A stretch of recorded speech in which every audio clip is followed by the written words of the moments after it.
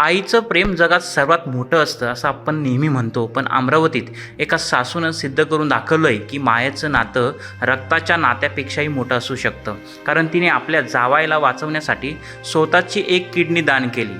अमरावती जिल्ह्यातील पारडी येथील 40 वर्षीय देवानंद चव्हाण गेल्या काही महिन्यांपासून किडनीच्या गंभीर आजाराशी झुंज देत होते. 10 वर्षापूर्वी त्यांचं एकदा किडनी प्रत्यारोपण झालं होतं, पण नियतीने पुन्हा एकदा कठीण परीक्षा घेतली. ती किडनीही निकामी झाली आणि त्यांचं आयुष्य डायलिसिसच्या आधारावर सुरू झालं. डॉक्टरांनी स्पष्ट सांगितलं की किडनी मिळाली तर जीव वाचेल. अशा वेळी घरातला प्रत्येकजण चिंतित होता, पण त्या कुटुंबात एक आई शांतपणे निर्णय घेत होती.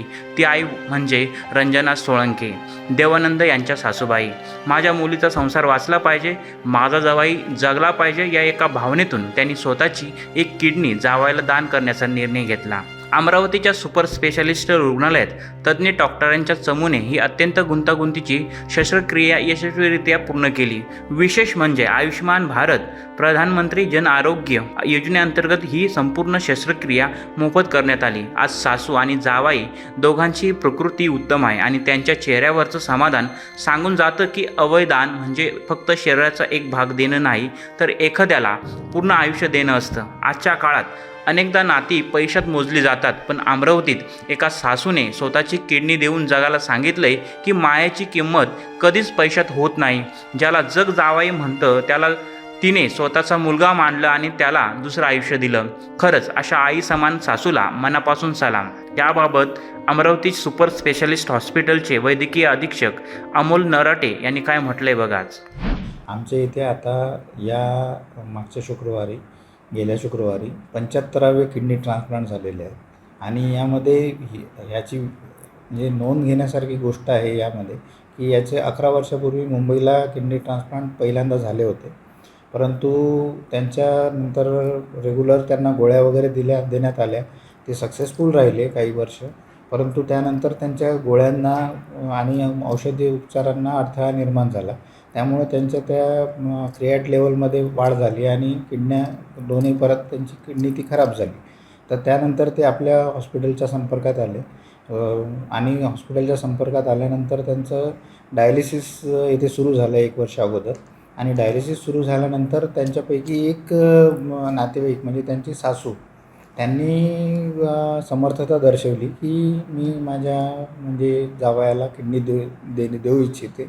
आणि या संदर्भात आम्ही सर्व फॉर्मॅलिटीज आणि सर्व पेपरवर्क कंप्लीट केल्यानंतर आणि पुढे त्याच्यावरचं सगळ्या लीगल प्रोसिजर कंप्लीट झाल्यानंतर त्याचं मागच्या शुक्रवारी किडनी ट्रान्सप्लांट झालं. आणि मला सांगताना अत्यानंद होत आहे की आता त्यांचं क्रिएट 1.3 एवढ्या कमी लेवलवर आलेलं होतं, जे की पहिले 12.5 पर्यंत गेलेलं होतं. आणि त्यामुळे त्याला पेशंटला आज एक जीवदान मिळालेलं आहे. आणि एखाद्या व्यक्तीला 2 वेळा किडनी ट्रान्सप्लांट आणि 2 वेळा किडनी मिळणं ही खूप मोठी भाग्याची गोष्ट आहे. त्यातल्या त्यात हा अवयवदानाचा आमचा सप्ताह सुरू आहे राज्य शासनाचा. त्यामध्ये अवयवदान चळवळ सुरू झालेली आहे. अवयवदानासंबंधी जनजागृती रॅली, कालच कार्यक्रम वगैरे झालेले आहेत. हिरवे कपडे प्राधान्य करणे, आज उद्या जनजागृतीची रॅली काढणे, ह्या संदर्भात सगळ्या सुरू असताना आणि यात 75वा किडनी ट्रान्सप्लांट झालेलं तेही आपल्या अमरावतीसारख्या ठिकाणी झालं, याचा मला खूप आनंद वाटतो. हां, तसं बघितलं तर ही गोष्ट म्हणजे पहिली म्हणजे आमच्या इथे 75 किडनी ट्रान्सप्लांट झाल्या. त्यानंतर आम्ही इकडे तिकडे जे काही हॉस्पिटल्समध्ये बघतो की सासऱ्याने दिली किंवा मुलांनी मुलीला दिली, मुलांनी म्हणजे वडिलांनी मुलाला दिली, आईने मुलाला दिली, बहिणीने भावाला दिली, परंतु सासूने जावयाला दिलेली ही आमच्या माहितीप्रमाणे तरी पहिलीच केस आहे. आणि म्हणजे इनफॅक्ट आता त्या गोष्टीला म्हणजे खूप वेगळं रूप आलेलं आहे. या अशा नात्यामध्ये इतका गोडवा असू शकतो आणि या संदर्भात लोक इतके जागरूक आहेत या संदर्भात असं बघून सामाजिक चित्र बदलताना बघून खूप आनंद वाटतो. पुढे आमच्या हॉस्पिटलमध्ये ऑलरेडी आमच्याकडे एक डोनर ओटी आणि रेसिपियंट ओटी 2 ओटी आमच्या तयार झालेल्या आहेत. त्यामध्ये आता आमच्या पुढची वाटचाल ही कॅडावर ट्रान्सप्लांटसाठी सुरू झालेली आहे. त्यामध्ये आम्ही आतापर्यंत जवळपास 42 एंटी ओव्हरसीज सेंटर 5 जिल्ह्यातले रजिस्टर करून घेतलेले आहेत.